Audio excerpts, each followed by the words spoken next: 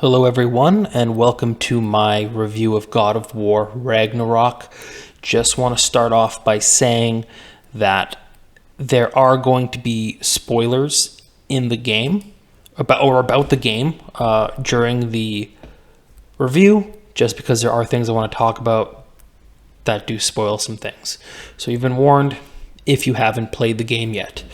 So God of War Ragnarok is a sequel to the 2018 video game.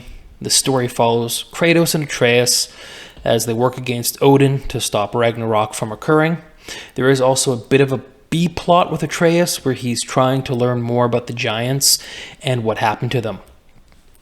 All of the characters in the story are well voice acted and well written. I was absolutely invested in the story and I wanted to see how it all ended from start to finish. However, the best part is Kratos' character arc. It really pays off at the end. He starts off still as this hardened, unemotional at most times father, but really grows by the end of it. I was completely satisfied with when it wrapped the story up, or after about, 35 hours. The developers did say that it would take an average of 20 to 25 hours to complete, and I did do a lot of exploring during my time with the game, finding all the different chests, the ravens, other side missions as well. I still need to beat 9 more of the Berserker Spirits, which are the enemies that replace the Valkyries that you fought in the first game. Gameplay is more of the same as it was in 2018. You start out with the Blades of Chaos from the start, as well as the Leviathan Axe. Partway through the game, you acquire the Draupnir Spear, which is a self-replicating spear that you can throw at enemies and have them explode with the press of a button for additional damage. The spear is also used to reach other areas of the map that are unavailable at the start of the game. The best part of the combat is combining all 3 weapons when against a group of enemies to inflict the most amount of damage by mixing in your light and heavy rune attacks with all 3, causing fire damage, and switching to the axe to inflict more extra damage, and vice versa. My biggest gripe, though, is the amount of puzzles that are in the game and how frustrating they can be. Most of the puzzles in 2018 involve those no-near chests, which is still used here as well, but now they also have them just to get around the map in order to advance and unlock certain areas. Mimir and other companions with you will quickly give you hints while working on them. This makes me think that in playtesting, a lot of the people were having problems in these areas, which is probably more of a knock against the developers and how they set those things up than the people who are playing it themselves. And I do know that other people have made these complaints as well that I've heard. It just overall feels very tedious at times, and it really slows down the flow of the game. And I did open up a guide a few times because I got really frustrated with what was going on, even with Mimir and Atreus dropping you hints along the way. You also do a lot of climbing as well, which was around in the first game, but it does feel a little bit more amped up as well. Kind of makes you feel like you're in this weird Uncharted-esque game with all the platforming, and it's very rudimentary platforming. The use of the blades, though, do allow you to be more vertical. You use them now as like grappling hooks to attach yourselves to the walls. You also use them to swing across really large gaps.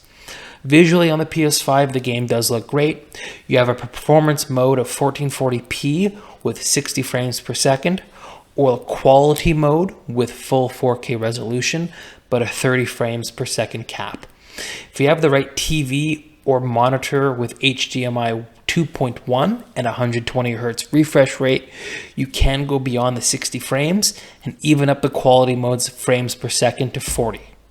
I do have a 120 Hz smart TV, but it actually doesn't have the HDMI 2.1. Now for some criticisms. There are multiple points in the game where you switch to Atreus, and some of these portions can really drag. The first time I did it, I thought it was neat, but my enjoyment really quickly declined the longer my playthrough went on. You use Atreus' bow for both melee and ranged attacks, and it just nearly isn't as fun and satisfying as when you're playing as Kratos and using his weapons. There's actually one portion where you're riding this buffalo-like creature with Angerboda, and Atreus actually complains about how slow the animal moves, which just felt like a middle finger from the developers, who knew full well how many people were going to dislike that part. It does end well with his boss battle against a literal giant, but getting there was just an utter slog. Overall, I do feel like the game is being held back by being on the PS4. You're going to do a lot of crawling and slipping through these cracks and tunnels to get to new areas, which, if you know anything about game development, a lot of those times they're used as these temporary loading screens in those previous generations like the PS4. At the end of the day, I'm not going to give a score for the game. It's kind of just, I don't know about scores. I'm just not a huge fan of it. It's more of like a recommend, wait for sale, skip sort of thing. But I would recommend this to anyone who enjoyed the previous game, as it is more of the same. However, that may be perceived by some as a bit of a knock on the game as well, because you do not necessarily get, you don't necessarily get the feeling that there is a big step up in quality with this game when you compare it to its predecessors, which is something you actually do see in other series sequels. Now, the big question is, where does Sony Santa Monica go from here? The story ends in a way that leaves it both open to a sequel, but also sort of, like closes it just enough and wraps things up in the Norse mythology, where you should be satisfied with Kratos' story. Atreus' B-plot with the giants isn't complete. He quite literally and figuratively exits stage left at the end of the story to continue on his own without Kratos. So they have effectively written Atreus out of Kratos' story for any future games. I also don't see them, though, making a standalone game for Atreus at all. God of War is and always will be about Kratos. As far as my opinion that goes about that.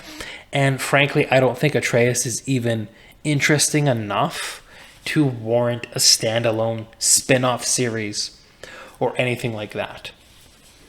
There are reports from Cory Barlog that they may send Kratos to another realm like ancient Egypt, which is something I would be totally down for. I think ancient Egypt would be a really good idea for a future sequel series. I don't see them doing a third part 3 in the Norse mythology. I think that's over and done with at this point. They're going to go on to something completely different. But that wraps up my first ever review on the channel. I'm hoping to be able to do more of these in the future. I got the editing software now and a few other things. Doing reviews. So yeah, thank you very much. Like, comment, and subscribe. Thank you very much.